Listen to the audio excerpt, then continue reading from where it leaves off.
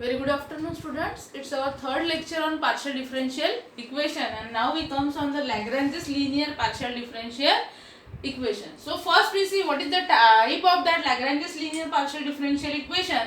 It is of the form PP plus QQ is equals to R. What about that P, Q and R?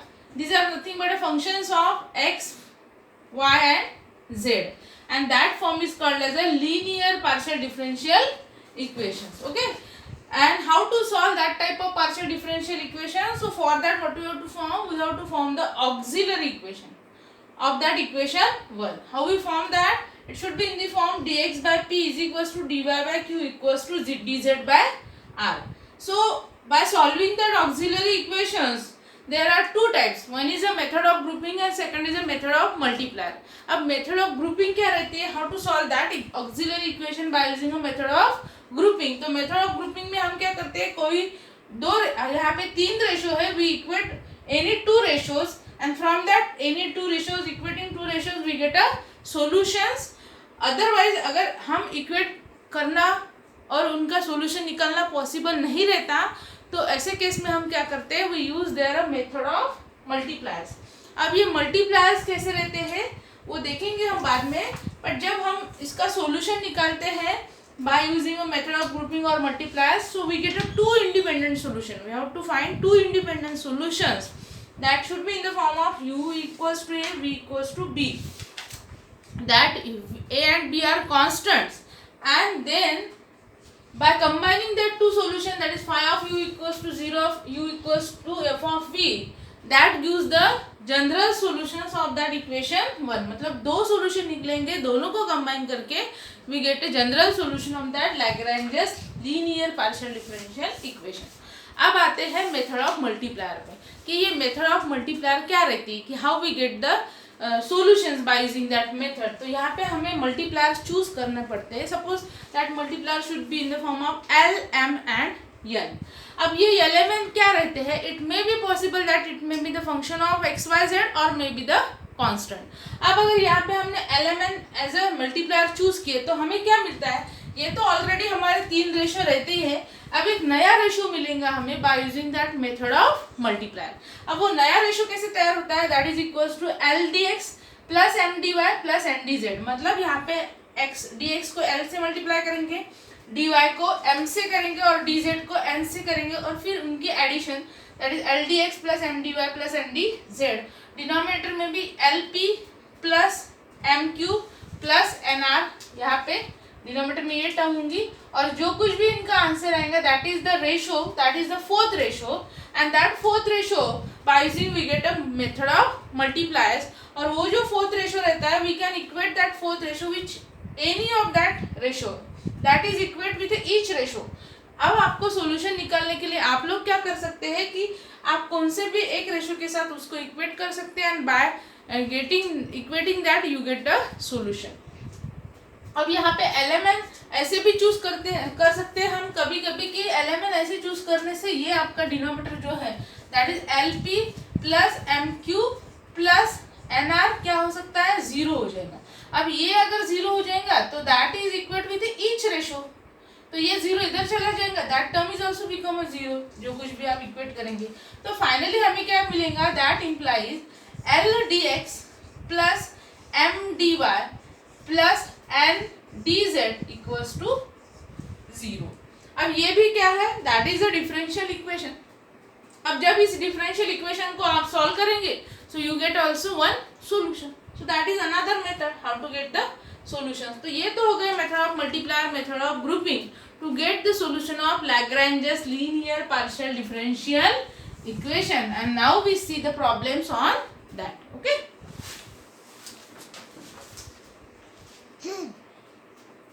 Now students, we come on the problems of that Lagrange's linear partial differential equations. That partial differential equation here is first y square z by x into p plus x z into q equals to y square. अब यहाँ पे denominator में x है, तो हमें कैसे चाहिए, denominator की टर्म हमें न्यूमरेटर में ट्रांसफर करनी है, तो वो फॉर्म मिल जाएगा हमें P P plus Q Q is equals to R. तो क्या करेंगे, यहाँ पे हम x से ओवरऑल इक्वेशन को मल्टीप्लाई कर देंगे. तो डायरेक्ट स्टेप यहाँ पे मैं लिख लेती हूँ लगे तो ठीक है, एक बार और एक स्टेप कर लेते हैं आप लोगों को समझने के लिए। यहाँ पे एज इट इज मैं लिख लेती हूँ, that is a Y square Z, यहाँ पे होगा अपना X P plus X Z Q is equals to Y square. अब यहाँ पे तो हम करेंगे मल्टीप्लाई बाय एक्स। अब एक्स से अगर मल्टीप्लाई कर देंगे तो यहाँ का एक्स कैंसिल हो जाएगा, that gives a Y square Z into P plus यहाँ पे हो जाएगा X square Z into Q equals to यहाँ पे एक्स वाई स्क्वायर हो जाएंगे। ओके, अब अगर थोड़ा शांति से या कॉन्सेंट्रेशन से यहाँ पे देखोगे तो ये P है, ये Q है, मतलब ये capital P small p plus capital Q small q is equals to R। और हमें पता है कि capital P Q R is nothing but a functions of x y z। So हम लिख भी सकते हैं कि it is of the form, कौन से फॉर्म में है?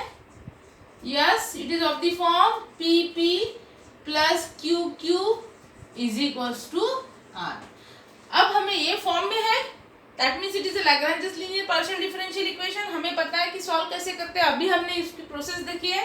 तो अब इसके साथ अगर कंपेयर करेंगे आप अबव इक्वेशंस को, suppose that is a equation number 1, तो हमें पी क्यू आर की वैल्यू मिल जाएगी। Capital P is nothing but a Y square Z होगा हमारा, capital Q is nothing but a x square Z हो जाएगा, और capital R is nothing but a X Y square हो जाएगा। ओके, अब ये तो मिल गया हमें values of P Q R. कैसे देखिए हमने, जो P के साथ होगा, जो P का कोएफिशिएंट होगा that is a capital P, जो Q का कोएफिशिएंट होगा that is a capital Q, और जो RHS में होगा, ये LHS है, ये RHS में जो होगा that is nothing but a R। Okay, अब हमें पता है कि ऐसे सॉल्व कैसे करते हैं। We have to solve it by using auxiliary equation. हम उसका ऑक्सिलरी इक्वेशन फॉर्म करेंगे।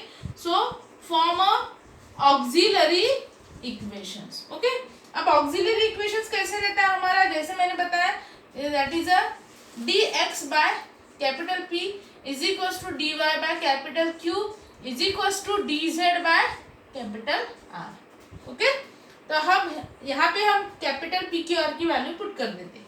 सो देखिए कैसे आएगा, dx अपॉन कैपिटल P क्या है हमारे पास, that is a Y square Z. उसके बाद dy अपॉन हमारे पास कैपिटल Q क्या है, capital Q is a x square Z. उसके बाद हमारे पास dz upon capital R, capital R क्या है हमारा, x Y square. So in this में we have written that auxiliary equations. अब ऑक्सिलरी इक्वेशन लिखने के बाद उसको थोड़ा ध्यान से देखेंगे कि कौन से दो रेशियो हमने अगर कलेक्ट किए तो हमें सॉल्यूशन मिल सकता है। ओके, सो अब देखो यहाँ पे फर्स्ट और अगर सेकंड टर्म हमने यहाँ पे देखी तो जेड जेड है दोनों में, अगर जेड जेड कैंसिल हो जाएगा, दोनों इक्वेट किए तो जेड जेड कैंसिल होने के बाद हम एक्स स्क्वायर को इस साइड ट्रांसफर कर देंगे, क्योंकि यहाँ पे dx है और यहाँ पे dy की टर्म है, तो वाई स्क्वायर को इस साइड ट्रांसफर कर देंगे, और अगर इंटीग्रेशन करेंगे तो we get a one solutions. Okay, मतलब यहाँ पे मेथड ऑफ ग्रुपिंग पॉसिबल है। तो हम क्या करेंगे, फर्स्ट टू रेशियो इक्वेट करेंगे। Equating the first two terms और फर्स्ट टू रेशियो यहाँ पे लिखते हैं, equating first two terms. Okay, so which is our first two terms, that is dx upon Y square Z equals to dy upon X square Z. अच्छे से देख लो उसको, dx upon Y square Z equals to dy upon X square Z. अब सबसे पहले क्या करेंगे, जेड जेड को कैंसल कर देंगे। उसके बाद क्या करेंगे, उसके बाद एक्स स्क्वायर की टर्म इधर ट्रांसफर करेंगे और वाई स्क्वायर की टर्म dy के साथ करेंगे। So it become a x square dx is equals to Y square dy। Okay, तो ये हो गया हमारा डिफरेंशियल इक्वेशन। ओके, अब हमें क्या करना है, इंटीग्रेट करना है, क्योंकि हमें सॉल्यूशन निकालना है। सॉल्यूशन तभी निकालते हैं हम जब इंटीग्रेशन होता है, तो हम इंटीग्रेशन करेंगे अब। So how is our integration, और integrating that is x square integral of x square dx is equals to integral of y square dy।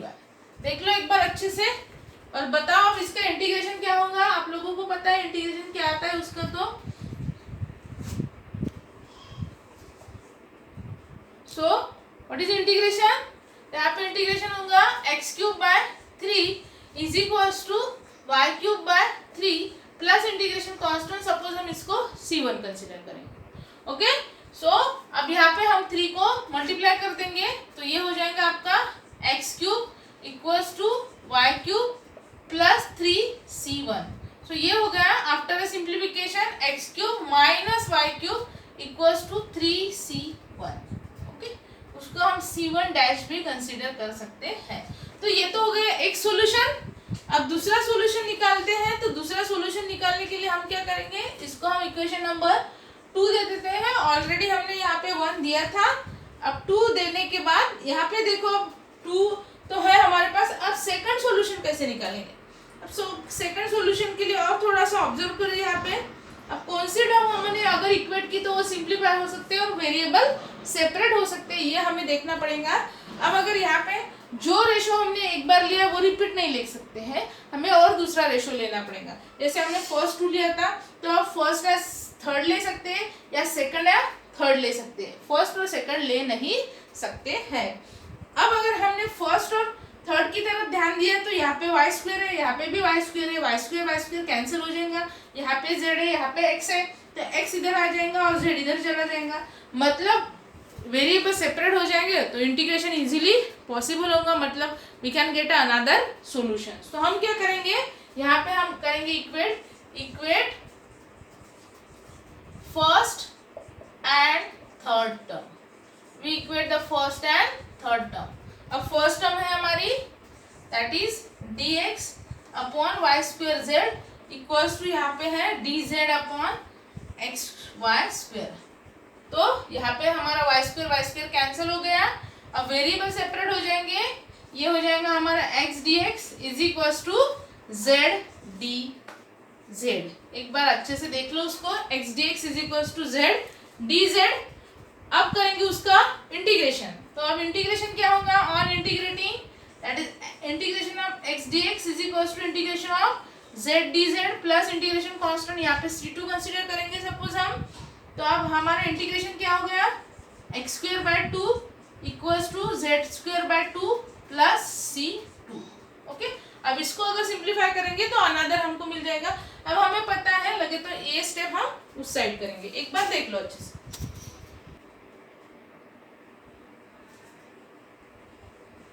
Now students, we have written that step here. Here is x square by 2 equals to z square by 2 plus c2। तो हमने यहाँ पे क्या कर दिया है, 2 से overall equations को मल्टीप्लाई कर दिया। सो यहाँ पे 2 कैंसिल हो जाएगा, यहाँ पे भी, और यहाँ पे मल्टीप्लीकेशन में आ जाएगा। और ये z स्क्वायर हमने इस साइड ले लिया। So x square minus Z square is equals to 2c2 that is nothing but c2 dash. तो ये हो गया हमारा इक्वेशन नंबर 3। यहाँ पे हमारा इक्वेशन नंबर 2। अब जनरल सॉल्यूशन क्या रहता है, therefore the general solution is combining रहता है इक्वेशन 2 और 3 का। फ्रॉम 2 एंड 3 इज क्या होगा, from 2 and 3 that is a phi of uv के फॉर्म में रहता है। सपोज हम इसको कंसीडर करेंगे u और इसको कंसीडर करेंगे हम v equals to, okay, v equals to that u equals to, so phi of uv equals to 0। So u है हमारा X cube minus Y cube, और हमारा जो v है that is x square minus Z square. And by combining that solution that gives the required general solution of that given linear partial differential equation. तो आपको अब समझ में आ गया होगा कि मेथड ऑफ ग्रुपिंग कैसे रहते हैं। कोई दो हम रेशो जो रहते हैं उसको इक्वेट करते हैं। जैसे यहाँ पे हमने 2 रेशो इक्वेट किए थे ऑक्सिलरी इक्वेशन से, फिर यहाँ पे z कैंसिल कर दिया, वेरिएबल सेपरेट हो गए हमारे, and we get the easily integration, जिससे हमें इंटीग्रेशन पॉसिबल हो सकता है।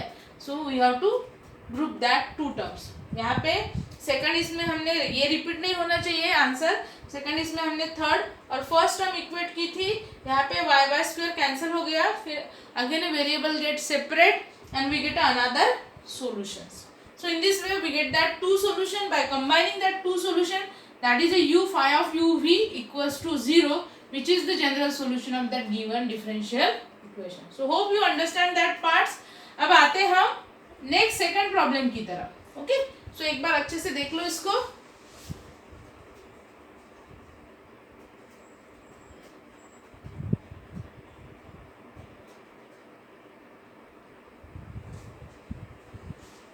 Now the students we come on a second problem। अब second problem यहाँ पे लिखा है 3y minus 2z into P plus 2 minus 3x into Q equals to 2x minus Y. Okay, अब अगेन इसको ऑब्जर्व करेंगे तो यहाँ पे ये capital P small p plus capital Q small q equals to capital R के form में है।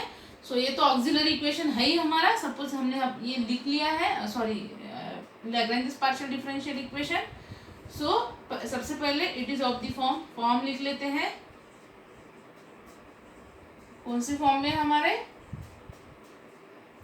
That is capital P small p plus capital Q small q is equals to capital R के form में है। What about that capital P Q R, वो भी लिख लेते हैं। कैपिटल P है हमारा 3y minus 2z into P plus, sorry ये P की वैल्यू हो गई हमारी। उसके बाद Q लिख लेते हैं यहाँ पे 2 माइनस 3x हो गया ये Q। उसके बाद R लिख लेते हैं हम, R is equals to 2x minus Y. जो RHS पे टर्म रहती है दैट इज R, जो स्मॉल p के साथ मल्टीप्लाई रहती है कैपिटल P, जो स्मॉल q के साथ मल्टीप्लाई रहती है that is a capital Q। Okay, so P Q R तो हमें मिल गए। अब यहाँ पे अब लिख लेते हैं उसको ऑक्सिलरी इक्वेशन। ऑक्सिलरी इक्वेशन सबको पता है कि कैसे फॉर्म करते हैं auxiliary equation. Suppose that is our equation number 1, auxiliary equation of equation 1 यहाँ पे लिखते हैं। उसको अब लिखेंगे दैट इज अ, कौन से फॉर्म में रहता है auxiliary equation, that is dx upon capital P equals to dy upon capital Q equals to dz upon capital R। Okay, so one by one we'll put that value, that is dx upon capital P is nothing but a 3y minus 2z equals to dy upon capital Q is nothing but a 2 minus 3x। उसके बाद dz लिखेंगे हम, dz upon r that is nothing but a 2x minus y। okay, so in this way we get that ratio। अब थोड़ा अगर यहाँ पे आप लोगों ने ऑब्जर्व किया तो आपको समझ में आ जाएगा कि यहाँ पे मेथड ऑफ ग्रुपिंग पॉसिबल है कि नहीं है। मेथड ऑफ ग्रुपिंग कब पॉसिबल हो सकती है, जब वेरिएबल इजीली सेपरेट हो जाए। On one side we get the terms of x and derivative of x, and another side terms of y and derivative of y, और terms of z and derivative of z। ऐसे form में अगर adjust हो रहे हैं सो वहाँ पे method of grouping possible हो सकती है। बट यहाँ पे देखो, यहाँ पे अगर हमने इस टर्म, ये दोनों टर्म ली, फर्स्ट टू टर्म्स ली, तो यहाँ पे 2 माइनस 3x है, ठीक है। या इस साइड तो आ जाएंगे x की टर्म। अब अगर इसको इस साइड लेंगे तो यहाँ पे z की टर्म है। अब अगर integration with respect to y करेंगे तो z का इंटीग्रेशन पॉसिबल नहीं होगा, मतलब वहाँ पे वेरिएबल सेपरेट हो नहीं सकते हैं। अब जिस केस में वेरिएबल सेपरेट नहीं हो सकते हैं, मतलब वहाँ पे ग्रुपिंग पॉसिबल नहीं है, so obviously we have to use here method of multipliers. Okay, अब थोड़ा सा ध्यान से देखेंगे हम यहाँ पे कि मेथड ऑफ मल्टीप्लायर जब यूज करेंगे तो मल्टीप्लायर कैसे चूज कर सकते हैं। तो जो मल्टीप्लायर्स हम चूज करते हैं that is depend on the term of that P Q and R, that is capital P capital Q and capital R पे वो मल्टीप्लायर्स डिपेंड होते हैं। अब अगर आप थोड़ा यहाँ से ध्यान से देखेंगे आप लोग तो पहली टर्म में देखो y और z है, मतलब यहाँ पे क्या एब्सेंट है, यहाँ पे एब्सेंट है x, यहाँ पे है, यहाँ पे ये 2 नहीं है, ये z है। यहाँ पे z माइनस 3x है, इसको मैं z लिखती हूँ, z माइनस 3x, यहाँ पे भी सॉरी वो z ही होगा, that is z minus 3x। Okay, तो यहाँ पे है ये z माइनस 3x, यहाँ पे भी इसको हम क्या करेंगे z माइनस 3x। तो यहाँ पे yz है, यहाँ पे zx है, और यहाँ पे xy है। ओके, मतलब dx के साथ yz है, dy के साथ zx है, और dz के साथ xy है। मतलब यहाँ पे x एब्सेंट है, यहाँ पे y एब्सेंट है, और यहाँ पे z एब्सेंट है। अब अगर लॉजिकली देखा जाए तो x y z से आप अगर यहाँ पे मल्टीप्लाई करोगे तो वो टर्म सब एडजस्ट हो जाएंगे। सो हम यहाँ पे क्या यूज करेंगे, मेथड ऑफ मल्टीप्लायर से मल्टीप्लायर क्या यूज करेंगे। अब पॉसिबल रहता है कि मल्टीप्लायर आप तो एक्स वाई जेड के फॉर्म में ले सकते हैं या कांस्टेंट के फॉर्म में ले सकते हैं। तो यहाँ पे हम लेंगे एक्स वाई जेड के फॉर्म में। So use the multipliers as x Y z. Okay, अब एक्स वाई जेड हमने मल्टीप्लायर्स ले लिए, तो अब हमारे मल्टीप्लायर्स हो गए एक्स वाई जेड। अब जो नया रेशो हमारा फॉर्म होगा जो ईच रेशो के साथ इक्वेट होगा, ईच रेशो मतलब दैट रेशो, हर एक रेशो इसके साथ। अब नया जो रेशो आ जाएगा वो देखो कैसे होगा।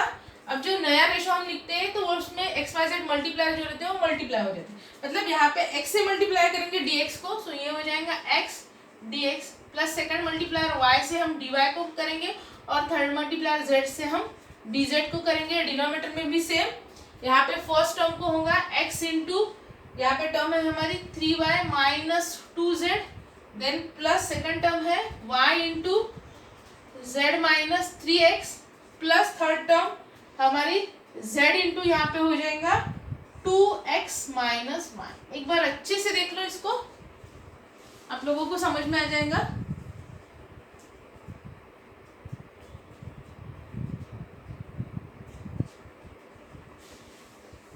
So x into that 3y minus 2z plus y into z minus 3x plus z into 2x minus y। Okay, अब हम करते हैं इसको सेपरेट। सो ये हो जाएगा हमारा x dx plus y dy plus z dz। अब देखो यहाँ पे क्या आता है डिनोमिनेटर में, दैट इज 3xy हो जाएगा, उसके बाद minus 2xz plus yz minus 3xy, उसके बाद प्लस 2zx माइनस z। अगर अच्छे से देख लो सभी टर्म्स को क्या दिखता है आप लोगों को। तो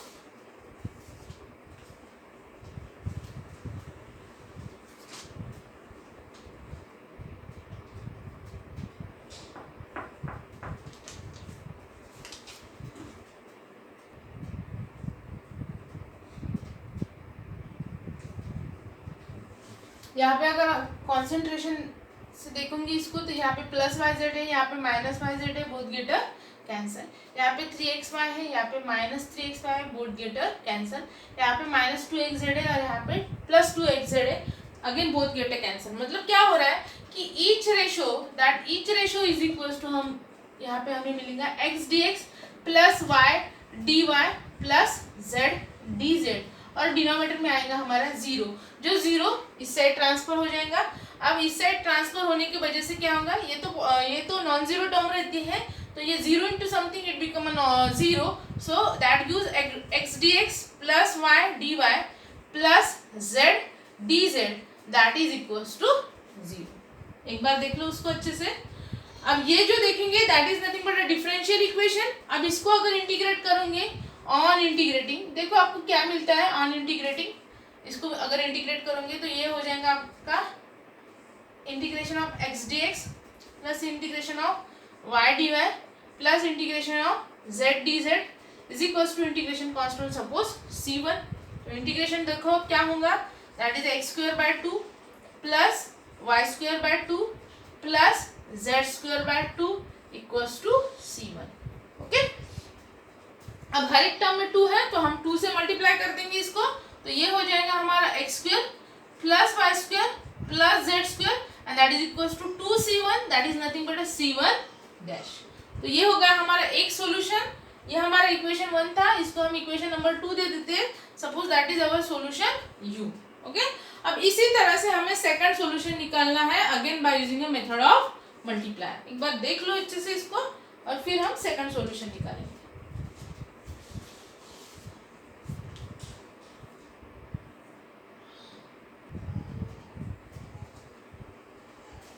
now students we come for the second solution. अब सेकंड सॉल्यूशन के लिए हमें और एक मल्टीप्लायर्स लेना पड़ेगा, सेट मल्टीप्लायर्स का। जैसे हमने पहले इसमें एक्स वाई जेड लिए थे, वो कैसे लिए थे, हमने देखे थे कि यहाँ पे x नहीं है, यहाँ पे y नहीं है और यहाँ पे z नहीं है। अब और थोड़ा ऑब्जर्व करेंगे, देखो अब यहाँ पे क्या है, y और z के जो कोएफिशिएंट है, y के कोएफिशिएंट यहाँ पे 3 है, z का 2 है, यहाँ पे z का 1 है, यहाँ पे x का 3 है, यहाँ पे x का 2 है, यहाँ पे y का 1 है। मतलब आपको ध्यान में आ जाएगा कि जो कोएफिशिएंट है x y z के वो 1 2 3 के फॉर्म में है। मतलब यहाँ पे 3 2 है तो 1 नहीं है, यहाँ पे 1 3 है मतलब 2 नहीं है, यहाँ पे 2 1 है मतलब 3 नहीं है। मतलब यहाँ पे 1 की जरूरत है, यहाँ पे 2 की और यहाँ पे 3 की। So obviously we use the multipliers as a 1 2 और 3। तो हमेशा एक बात ध्यान में रखना कि जब भी आप मल्टीप्लायर यूज करोगे तो ये टर्म ऑब्जर्व करना, और ऑब्जर्व करके आपको पता चल जाएगा कि which multipliers we should use here. Okay, so यहाँ पे हम मल्टीप्लायर्स यूज करेंगे 1, 2 और 3. अब जैसे हमने प्रीवियस सॉल्यूशन के लिए किया था वैसे यहाँ पे करना पड़ेगा. अब 1 इंटू डी एक्स हो जाएगा हमारा, प्लस 2 इंटू डी वाई हो जाएगा, प्लस 3 इंटू डी जेड हो जाएगा. अब डिनोमिनेटर में क्या आ जाएगा, डिनोमिनेटर में भी 1 इंटू यहाँ पे हो जाएगा हमारा 3y माइनस 2z, यहाँ पे हो जाएगा plus 2 into z minus 3x, plus 3 into यहाँ पे हो जाएगा हमारा 2x माइनस 1. एक बार देख लो अच्छे से हर एक टर्म को.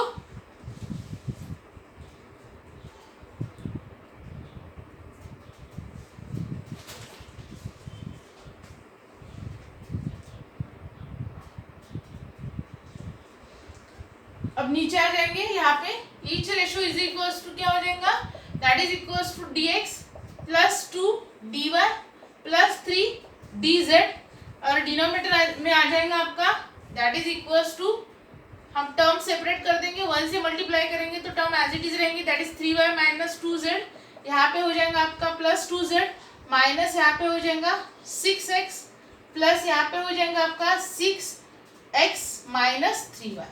चलो अब टर्म कैंसिल करते हैं. हमें पता है कि एक माइनस एक प्लस आई गई है, plus 3y minus 2z plus 2z minus 6x plus 6x.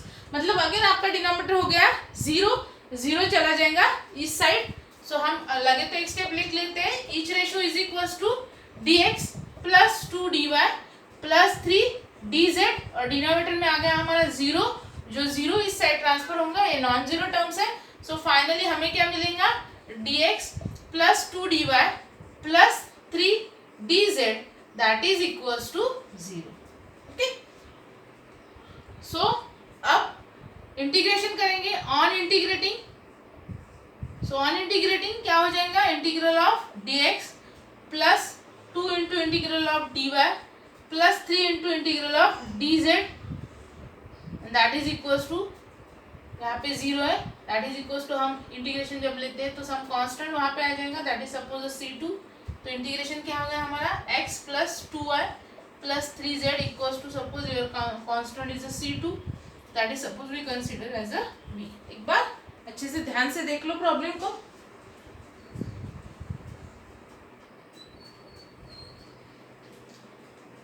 अब यहाँ पे हमने v लिख लिया, इसको v कंसीडर किया. जो पहला सॉल्यूशन था हमारा वो इस फॉर्म में x square plus Y square plus Z square equals to 2c1. 2 से हमने मल्टीप्लाई कर दिया तो ऐसा आया था, 2c1 is nothing but c1 dash. ये हो गया हमारा v, ये हो गया हमारा u. फाइनल सॉल्यूशन रहेगा, therefore we write here therefore general solution. क्या रहेगा general solution, what is the general solution, that is phi of uv equals to 0 रहता है. सो फाइनली हम वैल्यू पुट कर देंगे, फाई ऑफ u की value क्या है हमारी, x square plus Y square plus Z square है, और v की वैल्यू है हमारी x plus 2y plus 3z and that is equals to 0, which is the required solution है. एक बार अच्छे से देख लो प्रॉब्लम को. So in this way we have got that solution of that Lagrange's linear partial differential equation. अब थोड़ा ऊपर आ जाओ, यहाँ पे ये प्रॉब्लम आपके होमवर्क के लिए mz minus ny into p plus nx minus lz into q equals to ly minus mx. Same इसी तरह प्रॉब्लम है, सिंपली यहाँ पे चेंजेस क्या है, xy 1 2 3 की जगह lmn है, यहाँ पे 1 2 3 की जगह lmn.